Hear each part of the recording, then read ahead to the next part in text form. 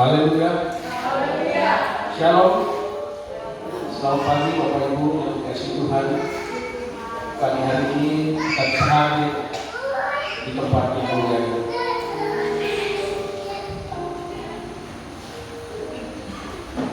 Dan sebagai nats pertama pagi hari ini, mari kita buka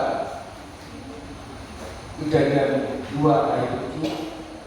Kita baca bersama-sama dan kita baca sambil berdiri bersama. Apabila Bapak Ibu sudah menemukan ayat ini, Kejadian 2 ayat 7, mari kita berdiri. Kita mulai dengan hitungan yang ketiga. 1, 2, 3. Ketika kedua, Tuhan Allah membentuk manusia itu dari debu tanah dan menghembuskan nafas hidup ke dalam hidungnya. Demikianlah manusia itu menjadi makhluk yang hidup. Amin. Silakan kembali Bapak Ibu. Luar biasa pagi hari ini. Dan untuk pagi hari ini khotbah tentang firman saya akan berikan judul Nafas Tuhan. Jemaat yang dikasihi Tuhan,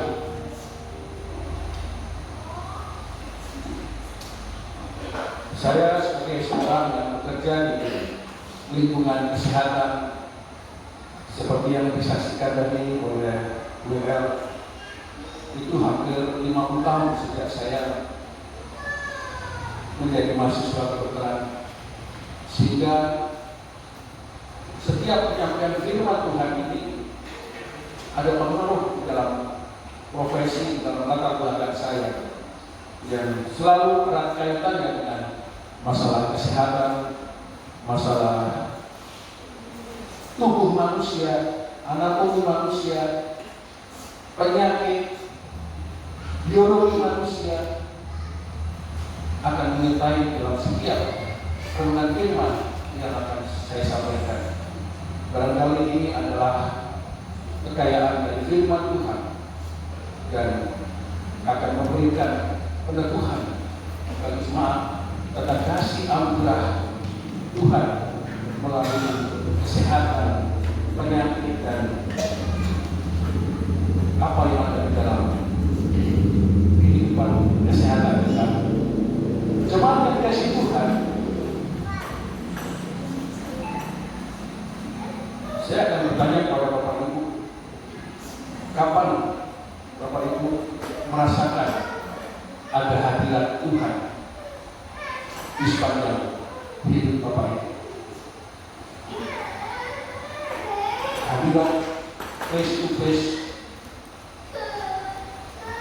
hadirat Tuhan di dalam hidup kita. Barangkali Bapak Ibu bisa renungkan untuk menjawabnya.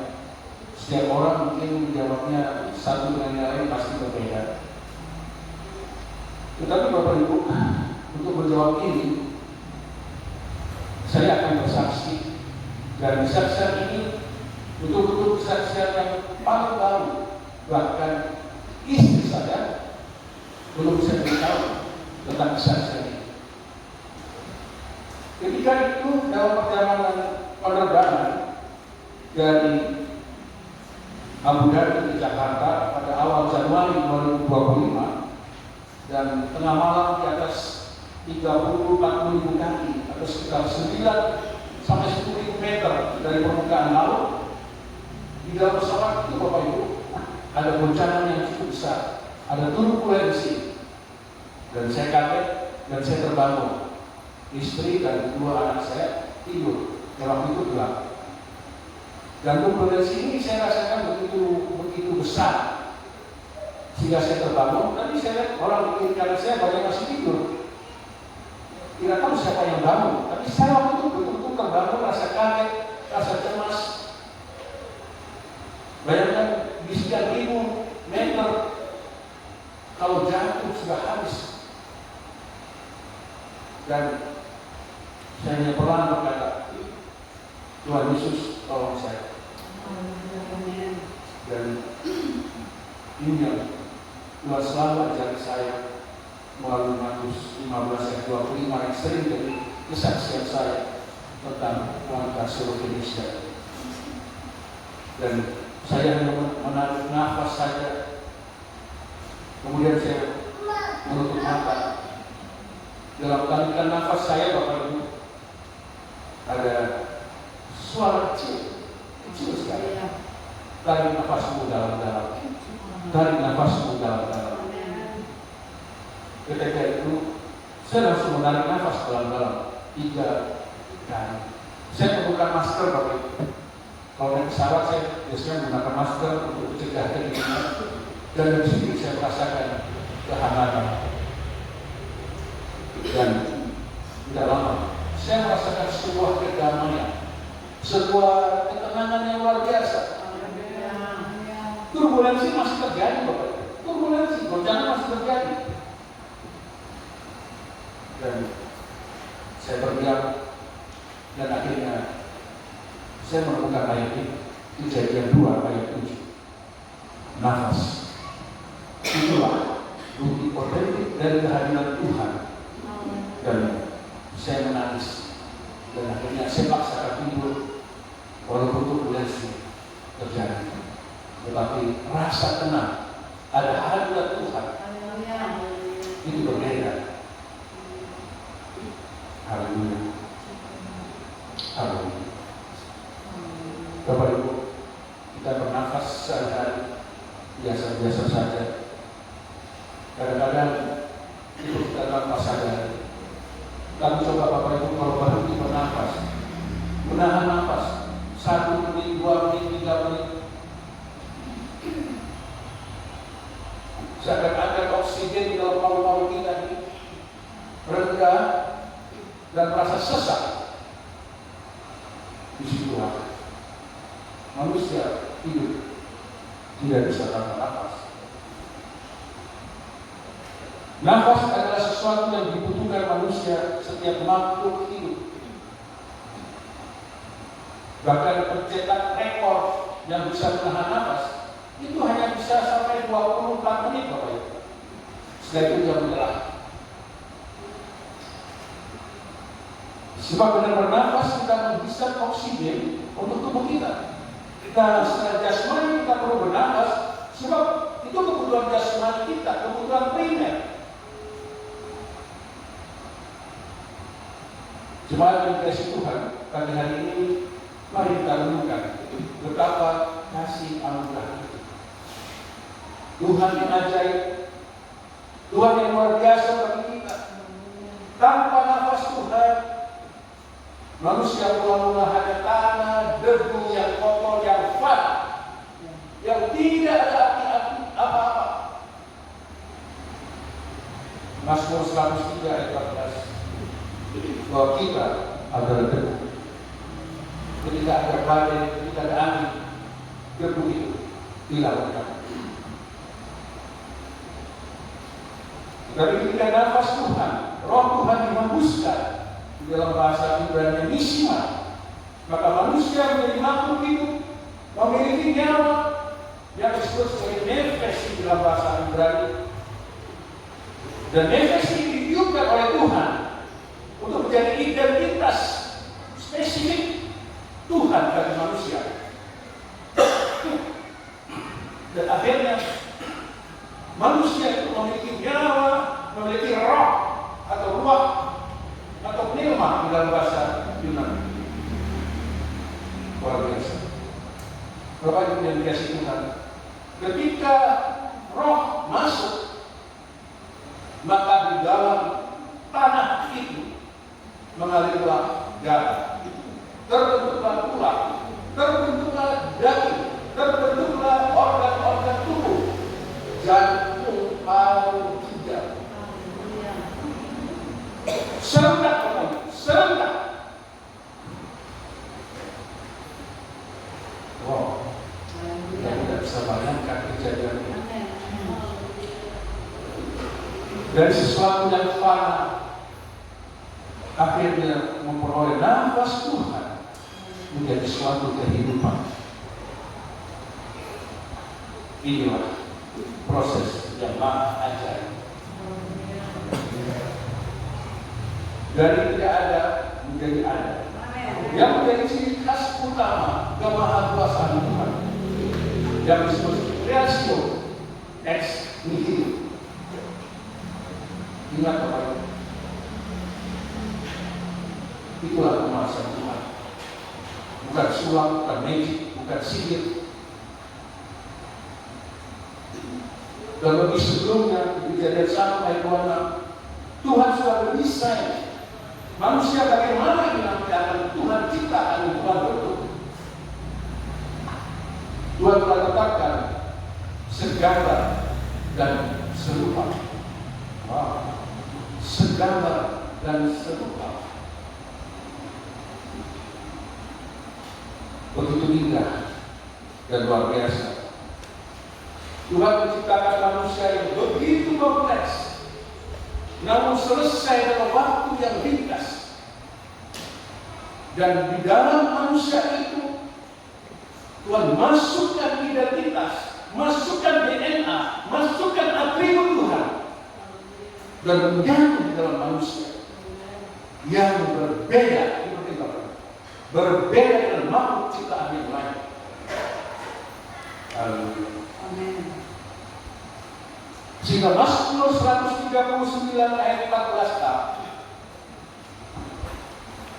firman Tuhan mengatakan, saya bacakan, aku bersyukur kepadamu oleh karena kejadianku ini adalah dahsyat dan ajaib. Wow. Manusia menjadi masterpiece-nya Tuhan. Manusia menjadi puncak kreatifnya Tuhan.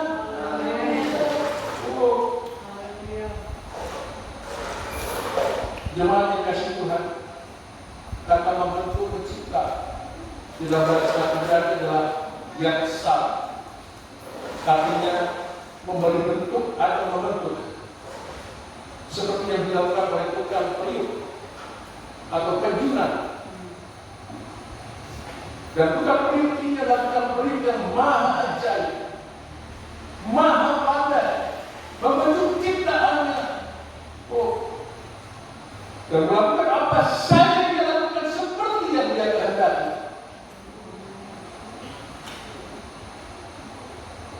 Jemaat yang dikasihi Tuhan,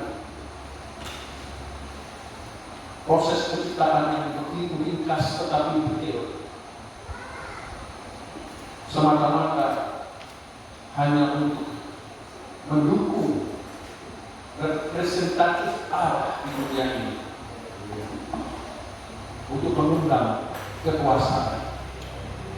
Seperti Kejadian 1 ayat 28, kita diberi kekuasaan dan memampukan manusia untuk berkomunikasi dengan penciptanya. Dan keserupaan ini adalah bagian dari keserupaan mental, moral, dan sosial Tuhan.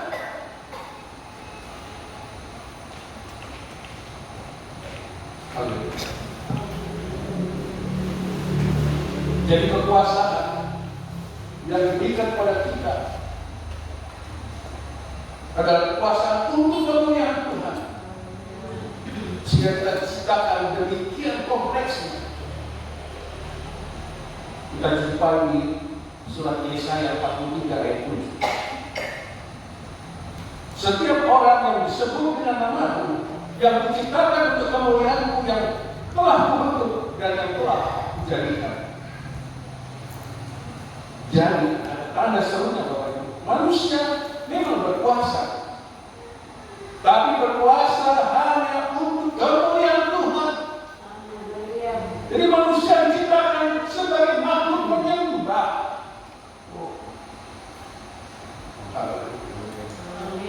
Dari tanah yang kotor, kita harus memuliakan Tuhan, sehingga Tuhan melengkapi dengan kemuliaan.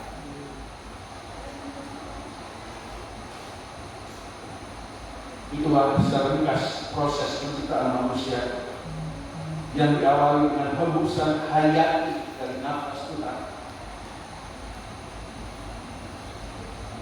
Sebagai orang yang percaya nafas jasmani akan memberikan manusia hidup, tetapi di sisi lain secara spiritual, secara rohani membuktikan hadirat Tuhan dalam hidup kita. Bapak Ibu yang dikasihi Tuhan, nafas rohani itulah yang membuat hubungan kita intim, ada relasi dengan Tuhan. Jika tidak, kita kembali lagi dari tanah yang rapuh. Tidak ada kekuatan. Ketika manusia kehilangan nafas Tuhan secara rohani, yang disebut mati rohani, mungkin manusia itu bisa hidup, bisa bertahan, tapi manusia itu terasing, tidak ada relasi dengan sesama, apalagi dengan Tuhan. Padahal manusia yang diciptakan untuk representasi dari Tuhan, sehingga Tuhan selalu ingin dekat, selalu ingin dekat.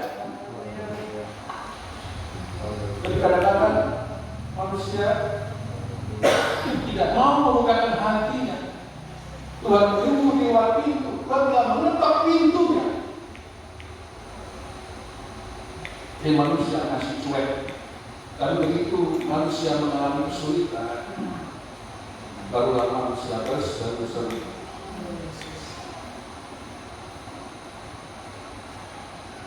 Ada 3 hal manusia menjadi representatif Tuhan di dunia. Yang pertama, manusia sebagai masterpiece Tuhan, maka kita jangan sia-siakan anugerah itu dalam hidup kita. Yang kedua, sebagai masterpiece Tuhan, ciptaan yang terhebat, biarlah kita menjadi kebanggaan Tuhan. Kadang kita mempresentasikan dia dalam bahasa.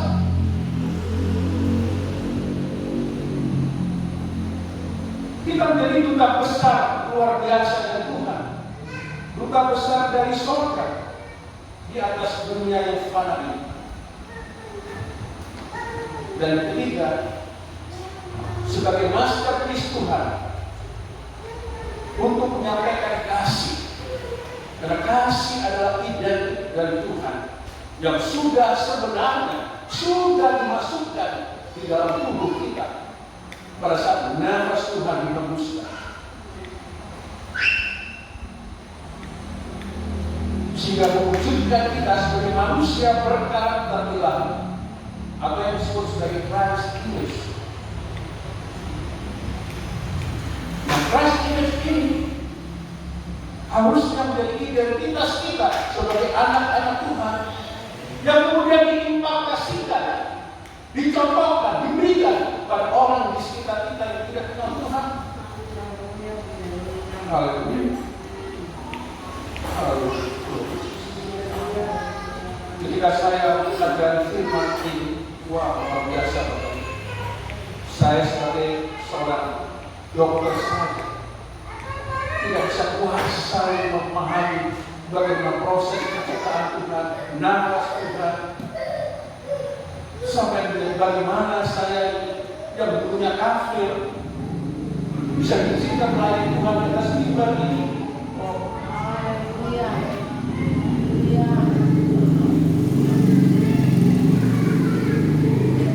Bapak Ibu yang dikasihi Tuhan,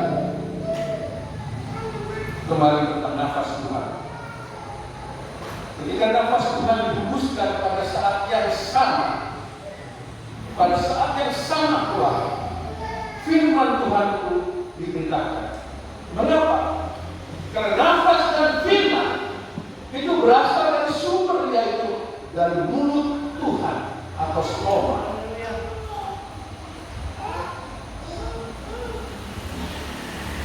Mulut Tuhan, ada juga kaki Tuhan, mata Tuhan, hati Tuhan. Itulah adalah metafora atau simbol yang merupakan antropomorfis.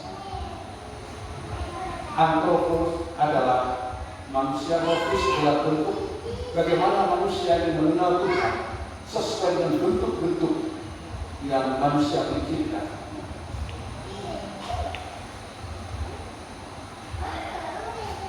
Haleluya. Jika dengan kata lain, hadirat Tuhan hanya boleh satu-satunya hadir pada kita ketika manusia membaca, merenungkan, dan melakukan firman. Tidak ada cara yang lain. Jadi Bapak Ibu,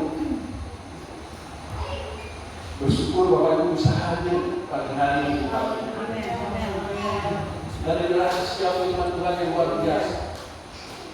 Ternyata nafas Tuhan itu identik atau sama dengan firman Tuhan yang memberikan kita hidup dengan kebenaran.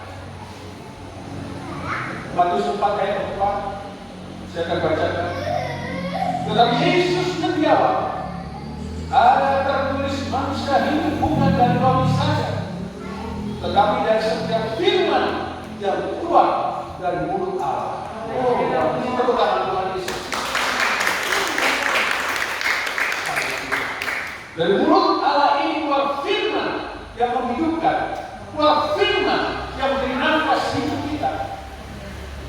Dari mulut Allah, mulut Tuhan, Tuhan memasukkan identitas yang dalam diri kita sebagai manusia.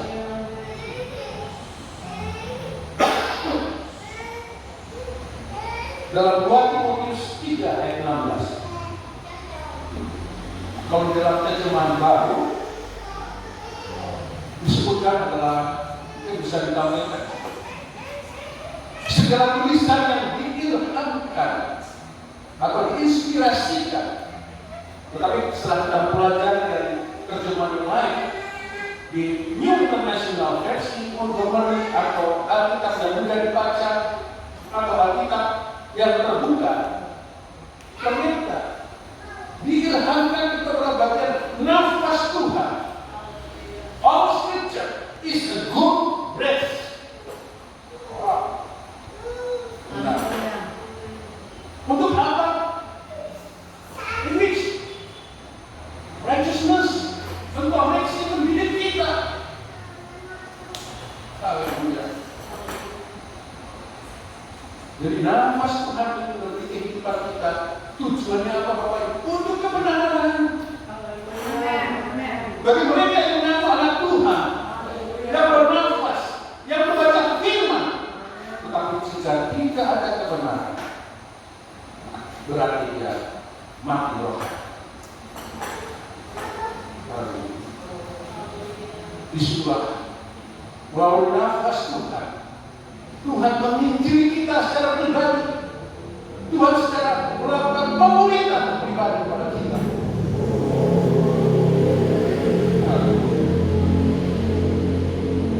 Artinya pada saat kita membaca dan merenungkan firman Tuhan, kita secara otomatis menerima hembusan nafas Tuhan yang memberikan kehidupan untuk mengajarkan kebenaran. Jika tidak atau sebaliknya, berarti seseorang itu mati rohani. Kabar baik pagi hari ini Bapak Ibu, ada dua hal. Yang pertama, nafas Tuhan adalah identik dengan firman Tuhan. Jadi satu-satunya cara untuk membangun relasi intim dengan Tuhan dan menjadi benar di mata Tuhan hanya melalui membaca, merenungkan, dan melakukan firman Tuhan.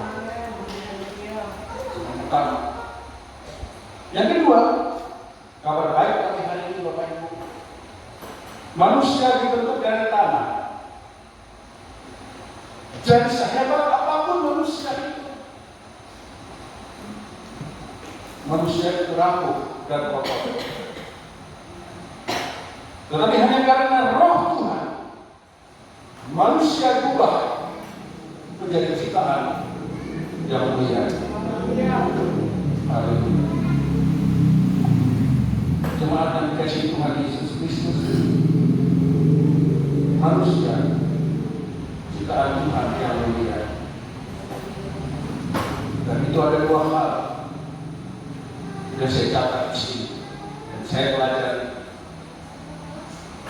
Kenapa Tuhan ciptakan kita dengan begitu mulia?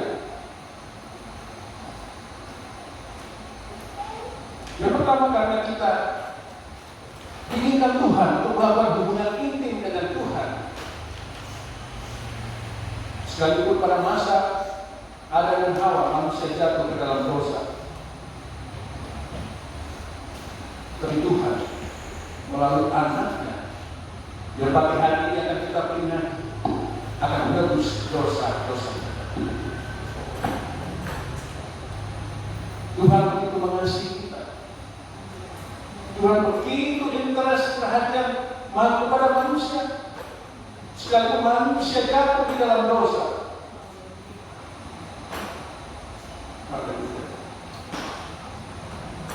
Tuhan ingin kita terus melakukan persekutuan dengan Dia melalui kecintaan kepada firman-Nya.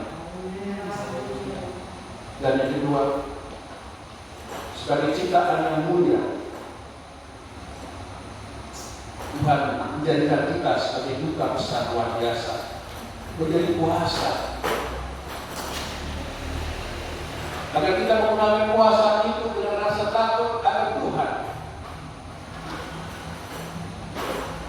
untuk kebaikan dan keadilan dan keharmonisan hubungan sesama manusia dan bahkan sesama alam semesta.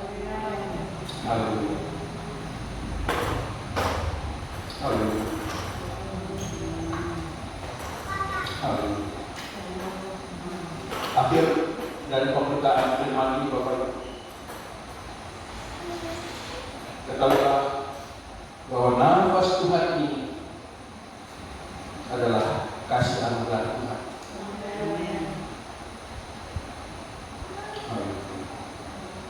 Agar kita memperoleh kehidupan yang benar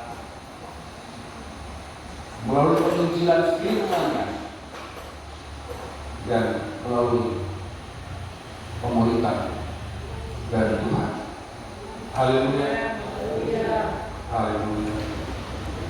Semoga firman ini menguatkan kita, kesetiaan kita, khususnya di dalam membaca, merenungkan dan melakukan firman Tuhan, dan selalu menjadikan kita untuk rendah diri, tidak sombong. Apa artinya manusia?